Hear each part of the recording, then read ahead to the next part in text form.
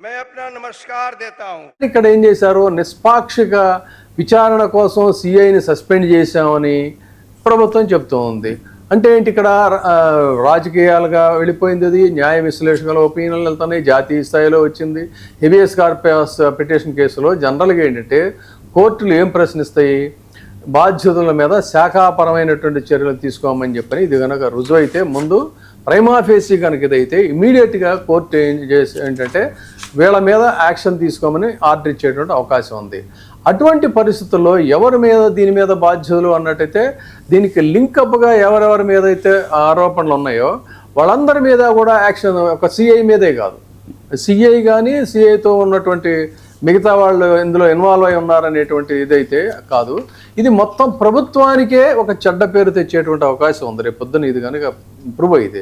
దానికోసం అని చెప్పని ఏంటంటే హడావుడిగా రేపు పొద్దున కోర్టు ముందు వీళ్ళు ఏం చేస్తారంటే, అయ్యా మేము already according to the habeas corpus petition మేము దాన్ని సెర్చ్ చేసాం, ఇట్లా మాకు కొన్ని అనుమానాలు ఉన్నాయి, ఈ అనుమానాల ప్రతిపత్తిగా వెంటనే అతని మీద కేసులు పెట్టాం, ఫలానా సెక్షన్లన్నీ కూడా బనాయించాం, దీని మీద ఇన్వెస్టిగేషన్ జరుపుతూ ఉన్నాం, ఇదిగో ఈ ఇన్వెస్టిగేషన్ వివరాలు ఎలా ఉన్నాయి అని చెప్పని ఇతనికి సంబంధించి ఇదంతా కూడా ఫైల్ చేసేసి ప్రభుత్వం తన మీదకి ఆ చెడ్డ పేరు రాకుండా చేతులు దులుపుకునేటువంటి దీనికోసం ఇంత వేగంగా ఈ ఇష్యూస్ అన్నిటినీ కూడా స్పీడప్ చేసింది. చేస్తూ సైమల్టేనియస్గా ఆ కుటుంబ సభ్యులకు సంబంధించి ఏం మాట్లాడారో ఏంటో మొత్తం తెలియదు. వాళ్ళైతే బయటకు వచ్చి మనిషిని అయితే తేలేరు కానీ సరే వాళ్ళకి సంబంధించి రాజకీయాలకు అతీతంగా నా బిడ్డను నాకు అప్పచెప్పండి అది ఇంకా రాజకీయాలు మనిషిని చంపేసేసారు. ఇది చంపేసిన తర్వాత అంతవరకు సంఘటన జరిగినంత వరకు అతను మీ కుటుంబ సభ్యుడు. సంఘటన జరిగిన తర్వాత అది సమాజానికి సామాజిక బాధ్యత ఉన్నటువంటి ప్రతి వాళ్ళకి కూడా సంబంధించినటువంటి ఇష్యూ అవుతుంది. కాబట్టి ఇక్కడ రాజకీయాలకు అతీతంగా కాదు, సామాజిక స్పృహ ఉన్న న్యాయవాదులు స్పందించారు, సామాజికవేత్తలు స్పందించారు, రాజకీయ పార్టీలు కూడా సహజంగా సామాజిక బాధ్యత ఉంటుంది కాబట్టి వాళ్ళు కూడా అసలు ఇది రాజకీయం అవటం వల్ల ఇప్పుడు కేసు కదిలింది. అంతే కదా ఇప్పుడు ఇంత ఫాస్ట్ గా పావులు కదిపారు అని అంటే కారణం ఇన్నాళ్ళు ఒక వాళ్ళు వాళ్ళ గోడని ఎవరు వినిపించుకోవాలి, ఎవరు పట్టించుకున్నటువంటి దాన్ని. ఇంకొక అడ్వకేట్ గా నేను ఇంకొక నా పరిశీలన ఇంకోటి చెప్తాను మీకు. ఇప్పుడు జనరల్ గా ఈ యారగెంట్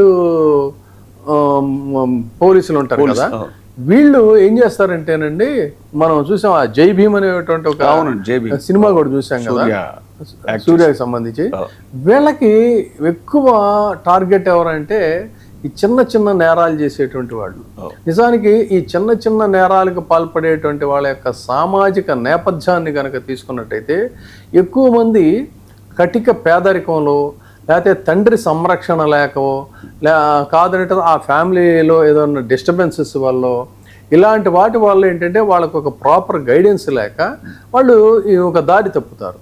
ఇట్లా దారి తప్పినటువంటి వాళ్ళని ఏం చేయాలంటే చాలామంది గతంలో మంచి పెద్ద పోలీస్ ఆఫీసర్స్ ఉండేవాళ్ళు, వాళ్ళు ఇలాంటి వాళ్ళని కొంత ఏంటంటే రిహాబిలిటేషన్ సెంటర్లకు పంపించడం, వాళ్ళని కౌన్సిలింగ్ ఇవ్వటం, తర్వాత పిలిచి జైళ్లలో కూడా పిలిచి కౌన్సిలింగ్ ఇప్పించడం, ఇట్లా చేసి వాళ్ళని ఒక దారిలో పెట్టినటువంటి పరిస్థితులు కూడా ఉంటాయి. ఇది ఒక పార్శ్వం, అంటే సిన్సియర్ పోలీస్ ఆఫీసర్ చేసేది. తర్వాత ఈ క్రుయాలిటీకి సంబంధించినటువంటి పోలీసులు ఎవరైతే ఉంటారో వాళ్ళకి వీళ్ళ మీద ఒంటికాలు మీద లేస్తారండి. ఎంత పాశవికంగా చేస్తారంటే, అదే ఇప్పుడు ఒక రాజకీయ నాయకుడికి సంబంధించినటువంటి అనుచరుడు ఉంటాడు, ఆ రాజకీయ నాయకుడికి సంబంధించిన అనుచరుడు లేకపోతే ఒక ఆర్థికంగా బలోపేతమైనటువంటి వాడు, ఇలాంటి వాళ్ళు అంతకంటే పెద్ద నేరాలు చేసినా కూడా వాళ్ళ మీద ఇంత భయంకరమైనటువంటి ఇంత దాష్టికానికి పాల్పడరు. ఎందుకంటే అదే కనుక ఏదైనా జరిగితే ఏం జరుగుతుందనేది వాళ్ళ కాన్సిక్వెన్సెస్ తెలుసు. కానీ వీళ్ళు ఏంటంటే వాళ్ళ ఉద్దేశంలో దిక్కు దివాణం లేనటువంటి నిస్సహాయులు వాళ్ళు. అందుకని చెప్పనే వాళ్ళ మీద భయంకరమైనటువంటి హింస జరుగుతూ ఉంటుంది. అంటే నిజానికి ఇవన్నీ కూడా ఎప్పుడు ఒక 90s వరకు ఇలాంటి సంఘటనలు జరిగిన పరిస్థితి చాలా మారిపోయాయి. కానీ ఇప్పుడు ఆంధ్రప్రదేశ్లో ఏమైందంటే వ్యవహారం మారిపోయింది కదా, ఎవడో అడిగేవాడు లేదులే, మనల్ని పట్టించుకునేవాడు లేదులే అనేటువంటి పరిస్థితి రావటం వల్ల ఒక్కటి మాత్రం ప్రభుత్వం, ఏ ప్రభుత్వం ఉన్నా కానీ గమనించాల్సింది ఏంటంటే, ఇప్పుడు ఫర్ ఎగ్జాంపుల్ కొన్ని వ్యవస్థలు ఉంటాయి, ఆ వ్యవస్థల్ని ఎంతవరకో అంతవరకే వాళ్ళని వదలాలి తప్ప వాళ్ళకి మితిమీరినటువంటి స్వేచ్ఛ ఇచ్చినట్టయితే ఆ పరిణామాలు అనేటువంటి ఎలా ఉంటుందంటే, ఆ పులి మీద సవారీ అనేది చేస్తే ఏమవుతుంది, అది ఆ పులి నిన్ను కూడా మింగేసే పరిస్థితి వస్తుంది. రీసెంట్ గా హైకోర్టు కూడా కామెంట్ చేసింది కదా సార్ పోలీసు వ్యవస్థ మీద, మీరేంటి హైడ్ అండ్ సీక్ గేమ్ ఆడుతున్నారా అనే పదం కూడా వాడటం జరిగింది. కాబట్టి ఇది ప్రభుత్వాలు చెలరేగిపోయి వాళ్ళని మీరు ఒక వెపన్స్ కింద తీసుకొని మీ ప్రత్యర్థుల్ని అణిచిపెట్టడం కోసం, వాళ్ళని అణిచివేయటం కోసం మీరు వీళ్ళని టూల్స్గా ఉపయోగించుకున్నట్టయితే వాళ్ళ మైండ్ సెట్ పూర్తిగా మారిపోతుంది. మారిపోయినప్పుడు ఇప్పుడు దీనికి ఈ ప్రభుత్వానికి వచ్చినటువంటి ఈ చెడ్డ పేరుకు పూర్తిగా నైతికంగా బాధ్యత వహించాల్సిందైతే ప్రభుత్వమే. అదేదో ఏదో బుక్ అని అదని ఇదని ఆ కుర్రకారులను వదిలిపెట్టడం, ఇదంతా ఏంటంటే ఇది అంటే ఒక హింసని ప్రేరేపించడం అని, పరోక్షంగా హింసని ప్రేరేపించడం అనేటువంటిది ప్రభుత్వాలే దానికి పాల్పడినట్టయితే అంతిమంగా సమాజంలో ఇలాంటి సంఘటనలే జరుగుతూ ఉంటాయి. కాబట్టి ఇది కావాల్సింది మనకి ఇక్కడ లా అండ్ ఆర్డర్ అనేటువంటిది ప్రభుత్వం యొక్క అత్యంత ప్రధానమైనటువంటి బాధ్యత. జగన్మోహన్ రెడ్డి గారు సిబిఐ ఎంక్వైరీ అడుగుతున్నారు కదండి, అది ఏమైనా వేసే అవకాశం ఉంటుందా, లేదంటే గవర్నమెంట్ అంటే ఇప్పుడు డెఫినెట్గా ఇక్కడ ఏంటంటే రేపు జరగబోయేది నిజానికి మరి హైకోర్టు అయితే చాలా లాంగ్ డేట్ ఇచ్చింది వాళ్ళకి, అంటే వెతుకుతున్నామని చెప్పని వాళ్ళు అన్నారు. సీజే ముందే ఉన్నట్టుంది ఈ ఫైలు. ఆమె ఏం చెప్పింది, మీకు సరే ఒక రీజనబుల్ డేట్ ఇచ్చి వాళ్ళు రేపు పొద్దున కోర్టుకి వెళ్ళాలి. కోర్టుకి వెళ్ళిన తర్వాత ఇదిగో మేము ఈ రకంగా యాక్షన్ తీసుకున్నాం అది ఇదని చెప్పి మీరు ఒక సందర్భంలో అన్నారు హెవియస్ కార్పస్ పిటిషన్ అన్ని రోజులు గడువు ఇవ్వరు అనేటువంటిది కూడా జనరల్ గా ఇవ్వరు. అయితే వీళ్ళు చెప్పినటువంటి రీజన్స్ ఏదో చెప్పుంటారు కాబట్టి షీ కన్సిడర్డ్, అందులో ఇచ్చింది కూడా సీజే కాబట్టి you have to honour her order. అయితే రేపు ఫర్దర్గా హైకోర్టు ఏ విధంగా స్పందిస్తుంది దీని మీద అనే దానిని బట్టి ఉంటుంది. అయితే ఈవెన్చువల్లీ ఇక్కడ వీళ్ళు హ్యూమన్ రైట్స్ కమిషన్ కూడా ఇచ్చారు. ఇది హ్యూమన్ రైట్స్ కమిషన్ కూడా డెఫినెట్గా 100% ఈ ఇష్యూని టేకప్ చేస్తుంది. ఎందుకంటే నేషనల్ మీడియాకి ఆల్రెడీ ఇచ్చిన పరిస్థితి.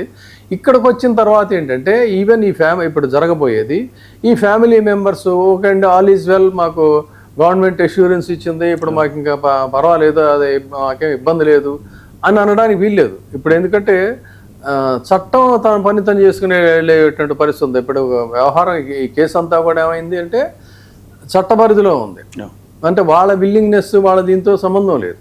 అయితే విట్నెస్ టైంలో ఏం జరుగుతుందనే అది వేరే సంగతి. కానీ సో ఇప్పుడు జరగబోయేది అయితే రేపు పొద్దున సిబిఐ ఎంక్వైరీకి ఒకవేళ కోర్టే ఆర్డర్ ఇవ్వచ్చు, ఆ ఛాన్సెస్ కూడా ఉన్నాయి.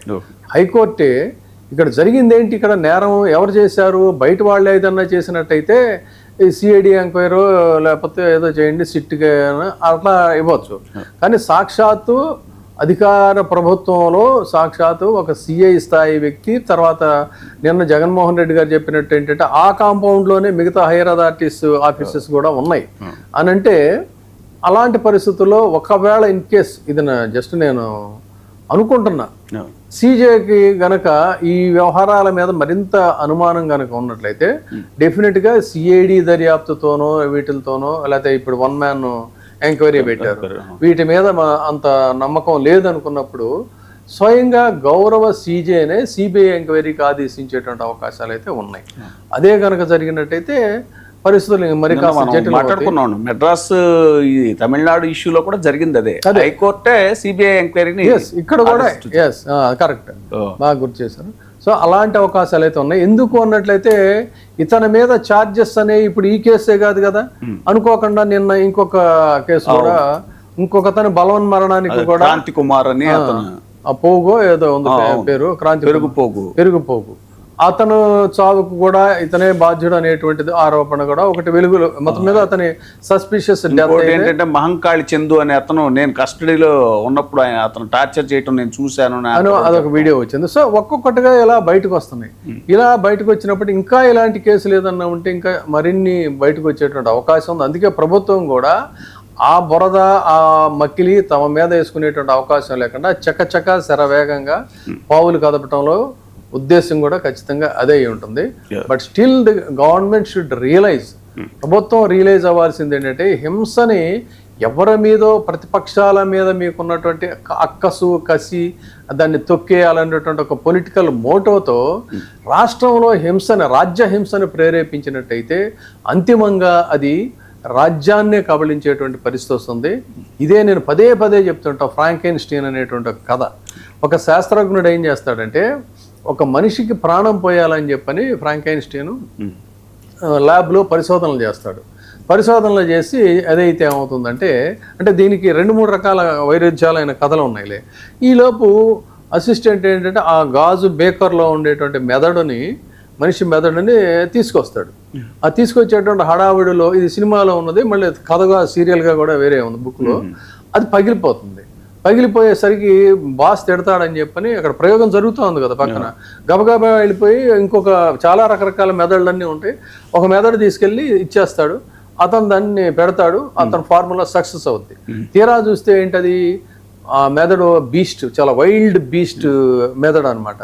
దాంతో ప్రాణం వచ్చిన తర్వాత దేనికైతే ప్రాణం పోసాడో ఆ ఫ్రాంకెన్స్టీన్ అంతిమంగా ముందు ఆ శాస్త్రజ్ఞుడిని బలి తీసుకున్నారు. సో ఇది చాలా పాపులర్ రోబో సినిమాలో కూడా తాజాగా ఇదే బహుశా దీని ఇన్స్పిరేషన్ చాలా ఓల్డెస్ట్ స్టోరీ. ప్రపంచవ్యాప్తంగా చాలా పాపులర్ స్టోరీ ఇది. కాబట్టి రాజ్యహింసని ప్రేరేపించినట్టయితే అంతిమంగా అది రాజ్యంలో ఉండేటువంటి శాంతి భద్రతను కబళిస్తుంది అనడానికి ఇప్పుడు ఒక చిన్నారి అదృశ్యం అయిపోయింది ఆంధ్రప్రదేశ్లో. ఇంతవరకు ఆచూకీ తెలియలా.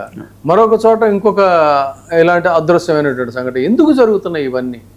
దేనివల్ల అని అంటే, వాళ్ళకి సమాజం పట్ల కన్సర్న్ అనేటువంటిది తగ్గిపోయి రాజకీయ నాయకుల సేవలోనే ఎక్కువ మంది తరిస్తున్నారనేటువంటి ఒక ఘాటైనటువంటి విమర్శ ఉంది. కాబట్టి ప్రభుత్వం ఖచ్చితంగా పునరాలోచించుకొని మళ్ళీ ఇలాంటి పునరావృతం కాకుండా చర్యలు తీసుకుంటే బాగుంటుంది. కాదు అన్నట్లయితే భారీ మూల్యం. ఎందుకంటే ఇవాళ ఎవరు ఇంత భయంకరమైనటువంటి రాజ్యహింస ఉన్నప్పుడు సగటు ప్రజలు సహజంగా నోరెత్తరు, చూస్తారు, మౌనంగానే ఇవన్నీ కూడా గమనిస్తూ ఉంటారు. కానీ మౌనం అంగీకారం అనుకుంటే పొరపాటు. భయపెట్టి మీరు వాళ్ళ నోళ్ళు మూసివేసి ఎంతకాలం మీరు పరిపాలన చేస్తారండి కదా. అందుకని మీ లక్ష్యం ఒక మనిషినో ఒక పార్టీనో తొక్కేయాలనేటువంటి దీంట్లో ఈ వ్యవస్థలన్నిటినీ కూడా సక్రమంగా పనిచేయనివ్వకుండా వీటిల్ని మీకు ఒక యాక్సిలరీ టూల్స్ కిందో, యాక్సిలరీ యూనిట్స్ కిందో, యాక్సిలరీ ఆర్గనైజేషన్స్ కిందో మీరు ఉపయోగించుకుంటే వాళ్ళ డ్యూటీలను వాళ్ళు చేయనివ్వకుండా ఇదిగో ఇలాంటి ఫలితాలే వస్తాయి. కాబట్టి అంతిమంగా అవన్నీ కూడా ప్రభుత్వం మీదే ఫోకస్ అవుతాయి తప్ప ఇలాంటి వాటి నుంచి ప్రభుత్వం తప్పించుకొని మేము వేరు, నేరం చేసినోడు వేరు అని చెప్పని చేతులు కడుగేసుకోవడానికి అయితే కుదరదు. బట్ ఏదేమైనా కూడా ఖచ్చితంగా రేపు గౌరవ హైకోర్టు ఏ రకమైనటువంటి ఇది ఇస్తుందనేది చూడాలి. ఇతగాడు నిజంగా ఇలాంటి దాష్టికాలకి గనక ఈ సిఐ నాగరాజు అనేటువంటి వ్యక్తి పాల్పడి ఉన్నట్లయితే ఇతని మీద ఫ్రేమ్ చేసినటువంటి ఛార్జెస్తో ఇతని ఎంటైర్ కెరీర్ అయితే స్పాయిల్ అయిపోతుందనేది అయితే చెప్పచ్చు. Thank you very much sir. చూస్తున్నానండి 99 TV.